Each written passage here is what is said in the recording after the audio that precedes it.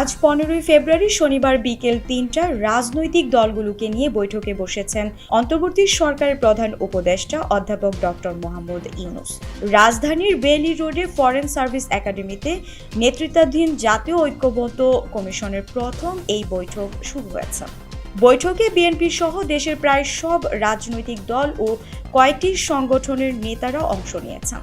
আওয়ামী লীগের সাথে জোটে ছিল এমন কোনো দল ও জাতীয় পার্টিকে ডাকা হয়নি এই বৈঠকে। গত বুধবার প্রধান উপদেষ্টা অধ্যাপক ডক্টর মোহাম্মদ ইউনূসকে সভাপতি করে 7 সদস্যের জাতীয় ঐক্যমত্য কমিশন গঠন করে প্রজ্ঞাপন জারি করা হয়। সংবিধান সংস্কার কমিশনের প্রধান অধ্যাপক আলী রিয়াজকে এই কমিশনের সহ সভাপতি করা হয়েছে। বৈঠকে কমিশন আগামী নির্বাচনকে সামনে রেখে নির্বাচন ব্যবস্থা, পুলিশ, বিচার বিভাগ, জনপ্রশাসন, সংবিধান ও দুর্নীতি দমন কমিশনের বিষয়ে সংস্কারের জন্য গঠিত কমিশনগুলোর সুপারিশগুলো বিবেচনা করবে।